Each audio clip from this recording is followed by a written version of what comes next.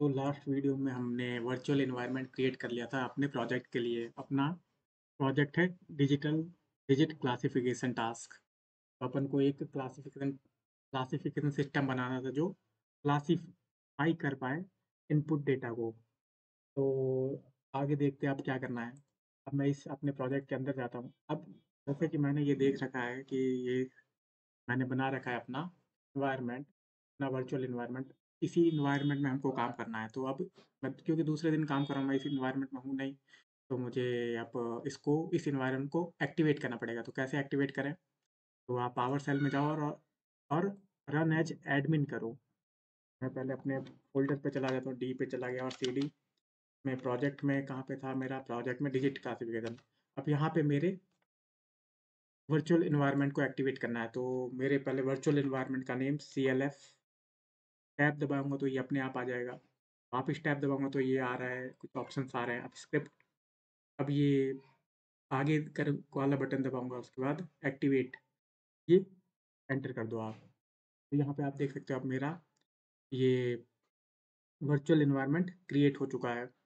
अब मुझे जो भी पैकेजेज़ इंस्टॉल करने हैं, वो यहाँ पे इंस्टॉल करना पड़ेगा। जैसे कि पिप इंस्टॉल, मुझे पांडाज इंस्टॉल करना है तो इसी में इंस्टॉल करना है। सारी चीज़ की सारी चीज़ इसी में इंस्टॉल करनी पड़ेगी अलग से। अगर आपके सिस्टम में है फिर भी आपको यहाँ पे इंस्टॉल करना पड़ेगा, क्योंकि आप अब अपने वर्चुअल एनवायरनमेंट में काम कर रहे हो, ना कि कंप्यूटर के एनवायरनमेंट में काम कर रहे हो। तो आप सब कुछ इंस्टॉल कर दो, जो-जो रिक्वायर्ड है आप पिप इंस्टॉल से कर सकते हो। पिप इंस्टॉल जैसे कि मुझे करना है numpy, पिप इंस्टॉल numpy तो numpy लिख देना। उसके बाद मुझे pandas भी करना है तो pandas भी कर देना। उसका scikit-learn भी करना है तो sklearn से वो कर सकते हैं। उसके बाद mlextend जो भी है वो सब इंस्टॉल कर देना, क्योंकि मेरे पहले से इंस्टॉल किया हुआ मैं अभी नहीं कर रहा हूँ। तो अब मैं अपने प्रोजेक्ट में जाता हूँ। तो मुझे यहाँ पे अभी जुपिटर नोटबुक खोलना पड़ेगा। तो जुपिटर नोटबुक नोटबुक क्योंकि मैं अब एक्सपेरिमेंट करूँगा। तो मैंने लास्ट वीडियो में भी एक्सपेरिमेंट फ़ोल्डर बना लिया था एक्सपेरिमेंट करने के लिए। तो मेरा यहाँ पे जुपिटर नोटबुक खुल चुका है और उसमें आप देख रहे हो यहाँ पे एक एक्सपेरिमेंट फ़ोल्डर जो मैंने बनाया था वो भी है। अब एक्सपेरिमेंट में जाता हूँ तो मैंने एक लास्ट वीडियो बनाया था वो इसी से था। तो स्टार्टिंग क्लासिफिकेशन प्रोजेक्ट, तो मैं देखते हैं। तो अभी वाला मैंने लास्ट वीडियो अपलोड नहीं किया है अभी। तो हम क्या करेंगे, सबसे पहले हमको डेटा को लोड करना है। तो डेटा लोड कैसे करेंगे? तो देखते हैं कैसे लोड डेटा को। तो डेटा लोड करने के लिए आपको एक, तो सबसे पहले तो मुझे डेटा सेट को लोड करना है। तो मैं इसको पहले मार्क डाउन बना लेते हैं। कंट्रोल ए, यहाँ पे मैं अपना मार्क डाउन बना load data set, LOAD, load load load data set. तो मैं इसको पहले मार्क डाउन बना लेता हूँ। ये मार्क डाउन, ये पहला काम तो मैं यही करूँगा। मेरा डेटा सेट को लोड करना है। उससे पहले मैं कुछ बेसिक जानकारी दे देता हूँ मशीन लर्निंग का, कुछ कॉन्सेप्ट और कुछ टर्म के बारे में। तो सबसे पहला टर्म, पहले ऊपर कुछ नए सेल बना लेते, कुछ सेल बना दिया। अब मैं, तो हम जो टास्क कर रहे हैं वो टास्क कौन सा है? कॉमन सुपरवाइज लर्निंग टास्क है। सुपरवाइज लर्निंग टास्क मतलब हमारे पास इनपुट डेटा भी होगा और आउटपुट डेटा भी होगा। मतलब इनपुट भी होगा और आउटपुट भी होगा, एक्स भी होगा और वाई भी होगा। और हमको फाइंड क्या करना है? Relation between X and Y. तो ऐसे टास्क को क्या करना है, वो क्या कहते हैं? सुपरवाइज लर्निंग टास्क कहते हैं। और most common supervise learning task कौन कौन से होते हैं? एक तो क्लासिफिकेशन टास्क और एक होता है रिग्रेशन टास्क। क्लासिफिकेशन टास्क में क्या होता है कि हमको इनपुट देते हैं, तो हमको क्या प्रिंट करना होता है? हमको देखना होता है कि ये किस क्लास से बिलोंग करता है। जैसे कि हम किसी का आँख की साइज़ बता देंगे, बालों की साइज़ बता देंगे, कितना हाइट है बता देंगे। तो हमको प्रिडिक्ट करना है कि ये कौन हो सकता है? ये कोई बंदर हो सकता है, ये कोई एलिफेंट हो सकता है या क्या हो सकता है? तो इस टाइप के टास्क को बोलेंगे क्लासिफिकेशन टास्क। और रिग्रेशन टास्क होता है यहाँ पे हमको वैल्यू प्रिडिक्ट करनी होती है। जैसे कि मुझे दे दिया एक्सपीरियंस एक्सपीरियंस दे दिया और ऐज दे दिया और पोजीशन दे दिया और मुझे सैलरी प्रिडिक्ट करनी है। जैसे कि मुझे ऐज दे दिया कि ये 50 साल का है, इसका एक्सपीरियंस 25 साल है और ये इस पोस्ट पर है, तो इसकी सैलरी कितनी होगी? तो इसकी सैलरी निकालना, जैसे इसकी सैलरी 50,000 है, 10,000 है, 2,000 है, ₹3 है। तो ये सब रिग्रेशन टास्क टास्क में क्या होता है कि वैल्यू प्रिडिक्ट करनी होती है और क्लासिफिकेशन टास्क में क्या होता है, क्लास प्रिडिक्ट करना होता है। तो ये एक बेसिक जानकारी थी। तो अब मैं बताता हूँ कि डेटा सेट को लोड कैसे करें। तो हम डेटा सेट sklearn मॉड्यूल की सहायता से लोड करेंगे। तो sklearn में 3 टाइप के फंक्शन होते हैं या क्लास होते हैं जो डेटा सेट को लोड करने में काम आते हैं। तो कौन-कौन से होते हैं वो पहले देख लेते हैं। तो क्योंकि हम sklearn से हम डेटा लोड करना चाहते हैं या फेच करना चाहते हैं, तो 3 फंक्शन होते हैं sklearn में। एक तो फेच अंडरस्कोर जो लोड करना चाहते हैं वहाँ पे ये होगा। जैसे कि हम कुछ इमेजेस लोड करना तो फेच इमेजेस 225 जो लाइब्रेरी का नाम है वो। और लोड ऑप लोड अंडरस्कोर जो लोड करना चाहते हैं और मेक अंडरस्कोर जो हम मेक करना चाहते हैं। तो इन तीनों में डिफरेंस क्या है? तो फेच क्या करता है? फेच इंटरनेट से डेटा को लोड करता है, इंटरनेट से डाउनलोड करेगा आपके सिस्टम में। लोड क्या करता है कि sklearn के पास पहले से ही कुछ डेटा सेट पड़े होते हैं, तो वो लोड कर लेगा, इसमें नेट की ज़रूरत नहीं पड़ेगी।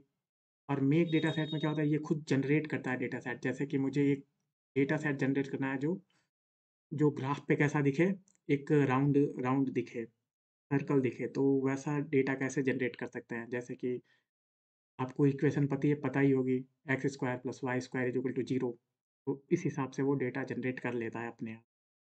डेटा को जनरेट करना, जैसे आपको बोलेंगे कि एक्स स्क्वायर डेटा जनरेट करो, Y is equal to X square data generate करो, तो आप कैसे जनरेट करोगे कि एक्स इज इक्वल टू 1 पे वाई इज इक्वल टू 1 हो जाएगा, एक्स इज इक्वल टू 2 पे वाई इज इक्वल टू 4। तो ऐसे-ऐसे जैसे आप डेटा जनरेट करते हो, वैसे ही फंक्शन के मदद से ये खुद डेटा जनरेट कर लेता है। तो इसे बोलते हैं, तो इस मेक अंडरस्कोर जो हमको अपन को जनरेट करना है, तो वो इससे जैसे मुझे मून डेटा सेट जनरेट करना है तो मेक मून लिख दूंगा।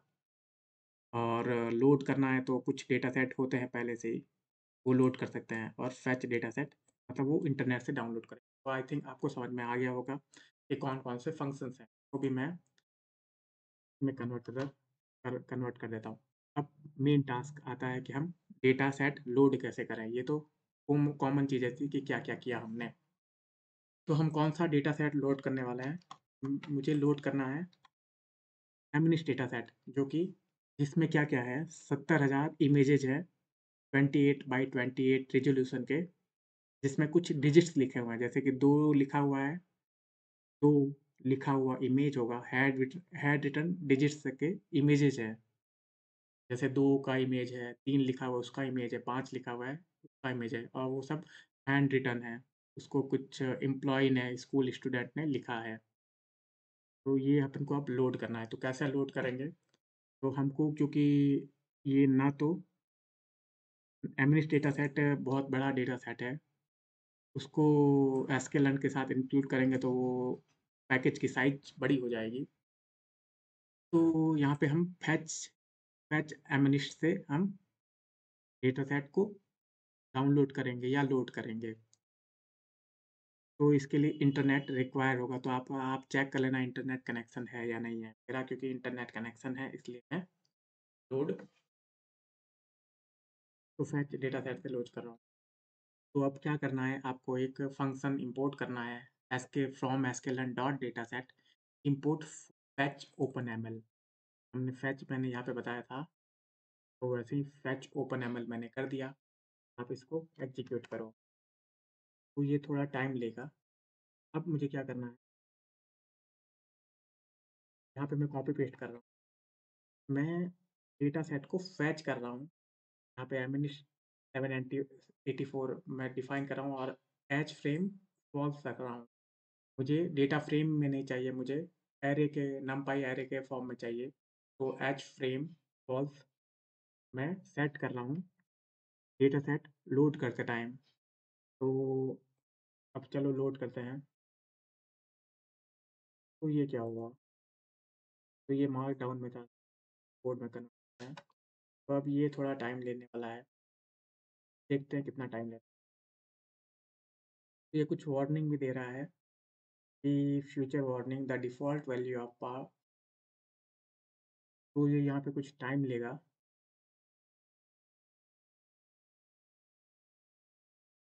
तो आखिरकार ये एमनिस्ट का डेटा सेट लोड हो चुका है। तो जो भी डेटा सेट लोड होते हैं, जो रियल डेटा सेट होते हैं, जो जनरेट नहीं किए जाते हैं फंक्शन से रिलेटेड, वो कुछ प्रॉपर्टी रखते हैं।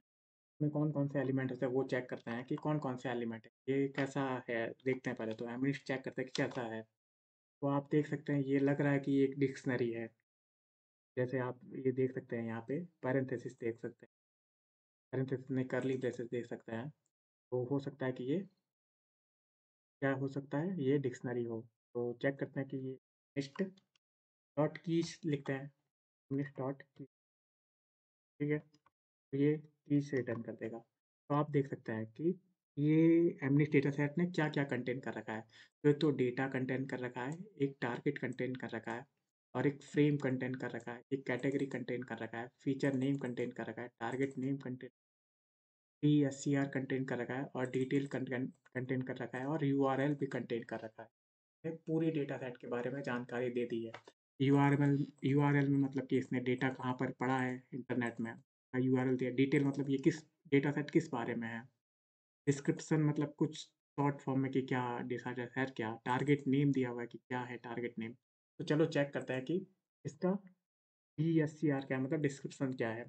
तो MNIST M N MNIST dot DSCR लिखते हैं, DESCR। तो ये क्या रिटर्न, तो ये इसने कुछ दे रखा है कि ये DSCR दे रखा है कि ये सब है। तो ये आप पढ़ लेना कि क्या किस बारे में ये डेटा सेट है। और डिटेल्स देखते हैं कि डिटेल्स क्या है इसका, तो डिटेल्स से देख लेते हैं। तो ये कुछ डिटेल्स दे रखी है इसमें कि आईडी ये है, नेम ये है, वर्जन ये है, डिस्क्रिप्शन वर्जन ये है, ये सब मतलब डिटेल दे रखी है। तो हमको यहाँ पे मतलब इससे ज़्यादा मतलब नहीं है। मतलब होगा तो देख लेंगे कि ये तो कॉपीराइट और ये लीगल फॉर्मेलिटी। हमको डीट मतलब किससे है? डेटा से मतलब है और टारगेट से मतलब है। मतलब डेटा मतलब कि एक्स, और टारगेट मतलब वाई, कि एक्स ये होगा तो वाई क्या होगा। तो चलो देखते हैं डेटा। फेमिनिस्ट डॉट डेटा लिखते हैं। तो ये कुछ रिटर्न कर रहा है, ये एरे रिटर्न कर रहा है, ठीक है। तो मैं इसको एक्स से असाइन कर देता हूँ, एक्स कैपिटल एक्स से असाइन करूँगा। आप भी कैपिटल एक्स से, ये अच्छी प्रैक्टिस रहेगी। क्यों असाइन करता है वो मैं मशीन लर्निंग के प्लेलिस्ट में बताऊँगा। लेकिन आप कैपिटल एक्स रखना जब भी आप मोस्ट ऑफ द केस में जब भी आप इनपुट डेटा सेट को असाइन करते हो तो कैपिटल एक्स में करो। तो एक्स एक्स लिख भी देता हूँ क्योंकि ये शो भी करना है। अब मैं एक्स का शेप देखना चाहता हूँ, x S H A P. तो जैसा कि मैं बोल रहा था कि पहले एमनिस्ट डेटा सेट क्या है, 70,000 डेटा सेट का कलेक्शंस है। तो ये देखो 70,000 डेटा सेट, इसमें कितने रिकॉर्ड है, 70,000 रिकॉर्ड है। उसके 70,000 कितने फीचर है, 784 फीचर है। 70,000 के कितने फीचर, 784 फीचर है। 70,000 रिकॉर्ड के 784 फीचर, ठीक है।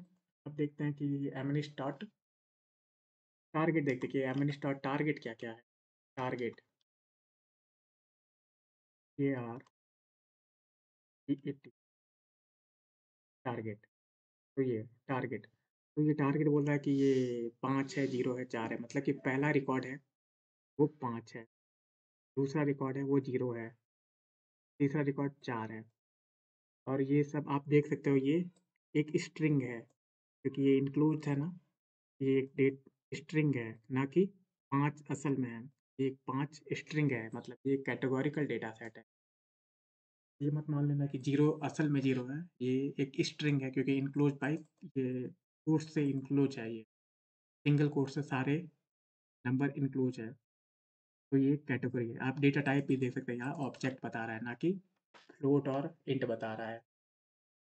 तो इसको मैं किससे y से असाइन कर देता हूँ क्योंकि एक टारगेट है मेरा y इज़ इक्वल टू अब आपको समझ में आ गया होगा कि x क्या है और y क्या है।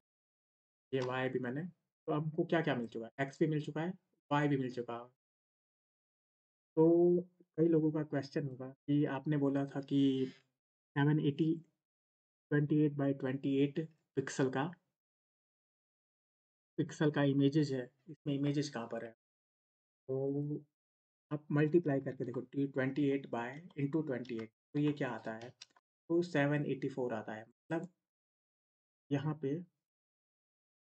मतलब यहाँ पे 784 फीचर्स है जो कि ईच पिक्सल को इंडिकेट कर रहे हैं। पहला फीचर ये जो पहला फीचर होगा वो पहला पिक्सल का इंटेंसिटी है। ये दूसरा फीचर दूसरे पिक्सल की इंटेंसिटी है। तो बस इसको 28 बाय 28 में रखे नहीं रखे इसको किस में रखा है 28 बाय इसको 784 में ही रख दिया है मतलब 1D एरे में रख दिया ना कि 2D एरे में रखा। तो चलो सबसे पहले तो आई थिंक आपको ये समझ में आ गया होगा। नेक्स्ट वीडियो में देखते हैं कि हम इमेजेस को कैसे देखें। ये लंबा वीडियो हो गया क्योंकि इसमें थोड़ी बहुत डिटेल भी दे दी थी। ये डिटेल आनी चाहिए थी। लोड कैसे किया है ये सब आपको पता। तो thanks for watching this video. Meet you in next one.